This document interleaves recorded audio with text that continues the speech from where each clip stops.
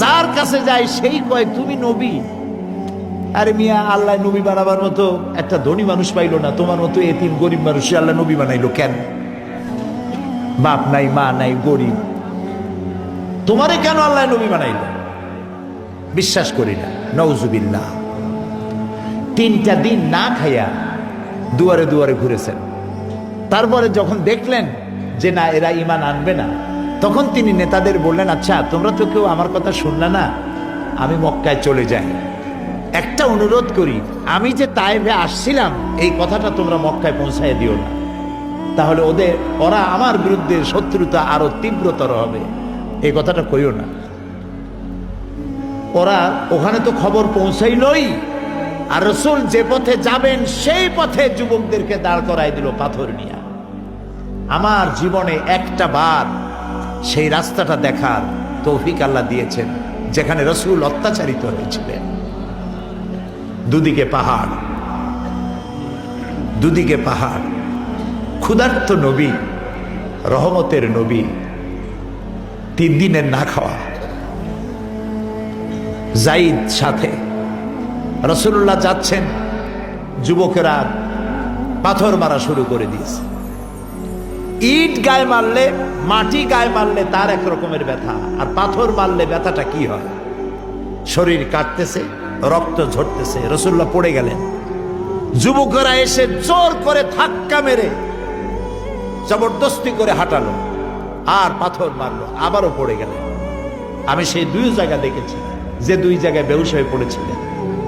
আবার জোর করে দাঁড় করে আবারও ধাক্কা মেরে হাঁটাচ্ছে। আল্লাহর ফেরেশতারা কাঁদতেছে রাসূলুল্লাহর অবস্থা দেখে। 3য়বারের মতো যেখানে তিনি বেহুশ হলেন, সেখানে ছোট্ট একটা মসজিদ আছে ভাঙ্গা, এখানে রাসূলুল্লাহ একদম বেহুশ হয়ে গেলেন, শরীর থেকে রক্ত ঝরতেছে। যখন তিনি হুশে এলেন, হযরত জিবরাইল বললেন, ইয়া রাসূলুল্লাহ, আপনার এই কষ্ট দেখে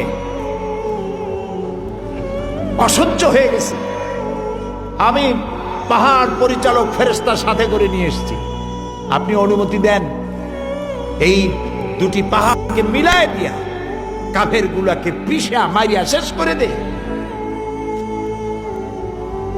আল্লাহর নবী বলেন, জিবরাইল, আমি যদি হুকুম করি আর আমার হুকুম মতো পাহাড় চাপা দিয়া সবগুলি তাইফের মানুষগুলি যদি সব মেরে ফেলে দাও, একটা কাফেরও যদি বেঁচে না থাকে, তাহলে আমি কার কানে পৌঁছাবো লা ইলাহা ইল্লাল্লাহু মুহাম্মাদুর রাসূলুল্লাহ।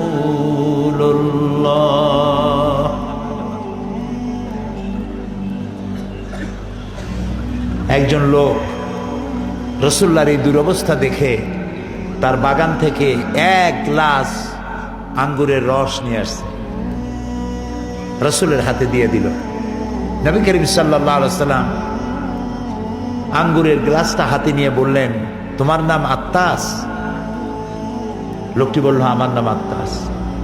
তোমার বাড়ি ইউনূস আলাইহিস সালামের গ্রামে, সেই এলাকায়? তিনি বললেন, হ্যাঁ। কিন্তু আপনি জানলেন কি করে আমার নাম আত্তাস এবং আমার বাড়ি ইউনূস আলাইহিস সালামের এলাকায়? রাসূলুল্লাহ বললেন, হযরত ইউনূস নবী, আমিও নবী, এক নবীর খবর আর এক নবীর কাছে থাকে। 1 গ্লাস শরবত খেয়ে রাসূলুল্লাহ হাত উত্তোলন করলেন আল্লাহর দরবারে। ক্ষুধার্ত, নির্যাতিত, রক্তাক্ত রহমতের নবী দুহাত তুলে বলছেন, আল্লাহ, এই কাফেরেরা ওরা বোঝে নাই যে আমি তোমার নবী, ওরা বোঝে নাই যে আমি তোমার রাসূল, ওরা যে আমাকে মারলো, এই অপরাধে তুমি এদের উপরে গজব দিও না, আল্লাহ এদেরকে হেদায়েত নসিব করে দাও। এ হচ্ছে রাহমাতুল লিল আলামিন, সমস্ত মানুষের জন্য তিনি রহমত হিসেবে এসেছিলেন। মার দাঙ্গা করে ইসলাম প্রতিষ্ঠা করতে আসেন নাই। কি দয়া! 13টি বছর মানুষকে দ্বীনের কথা বুঝালেন, তাওহীদ বুঝালেন, রিসালাত বুঝালেন, আখিরাত বুঝালেন।